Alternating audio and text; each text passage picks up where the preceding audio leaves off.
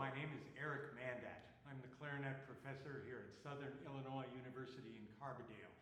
And today I'll be playing and talking about the ILMEA Senior Concert Etude Technical Cycle 2 for clarinet,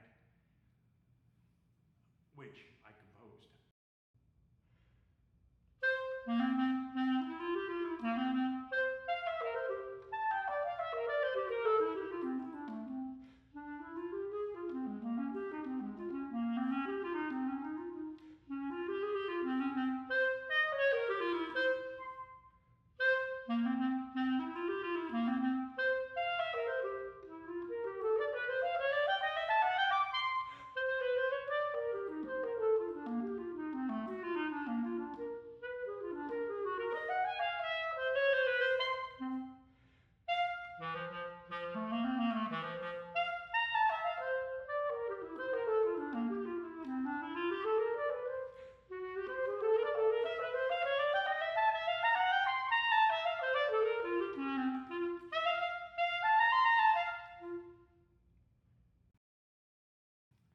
All of my ILMEA Cycle 2 etudes have titles.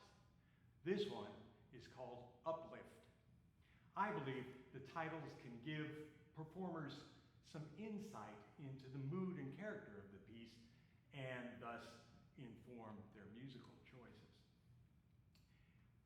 This piece, the technical focal points are quick octave leaps, the step and perfect fourth interval, and some left hand dexterity, as well as chromatic lower neighbor notes in arpeggio contexts.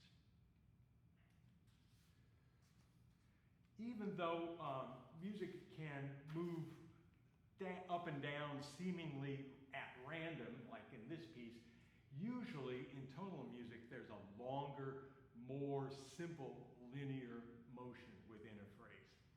Let's take a look right away at measure 3.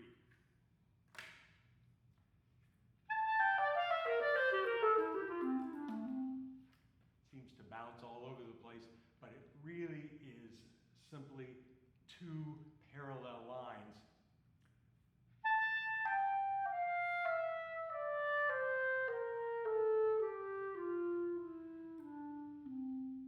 In the upper voice and in the lower voice.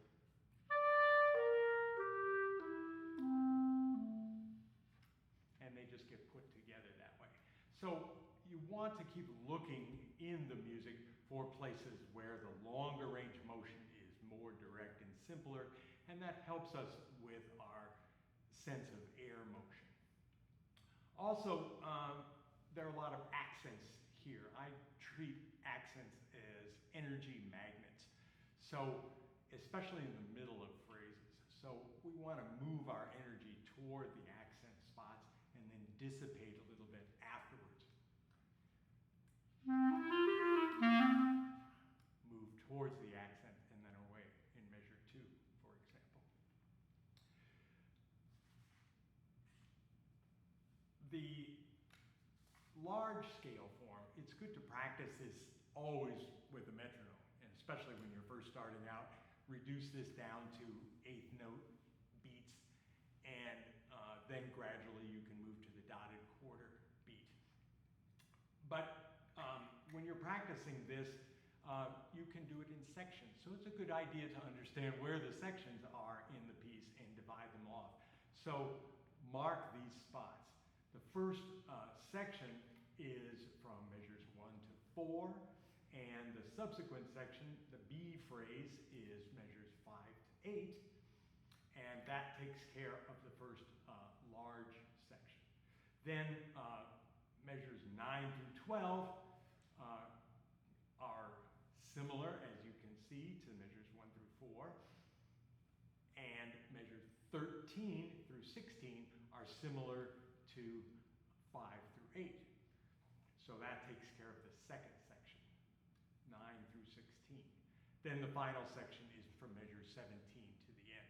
So you can work each of these sections individually without getting bogged down dealing with the entire piece all at once. and it's a good way to practice, set up your whole practice, and start with different sections each day. So this works a little bit like a rondo in that the same beginning material keeps returning once again. The material in measure 1 returns in measure 9 and then returns again in measure 17. Each time a little bit different. And so you want to notice how the music is different in those places and find ways to help the mood change. For example, there are several notes throughout the etude that have tenuto marks on them. Like, for example, the high G in measure 2, or the E in measure 4 at the end of measure 4, or F natural in measure 8. And these notes have special meaning for me. When I'm putting a tenuto on a note, it means it has a little special emphasis. So think about what that special meaning of each of these notes might be for you. And then try to connect them to another place in the music. For example, the low E flat near the end of the piece in measure 23 seems to come out of the blue. That's a surprise. But if you look backwards, way back to measure 5, that whole section there is in B flat major, and that's when we first hear that low E flat. So this is helping draw that little moment of measure 5 back into our consciousness when we're finishing the piece.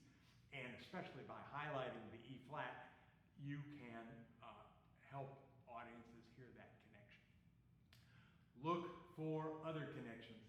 All of these notes that have tenutos on them are good places to think about and why they have the energy they do.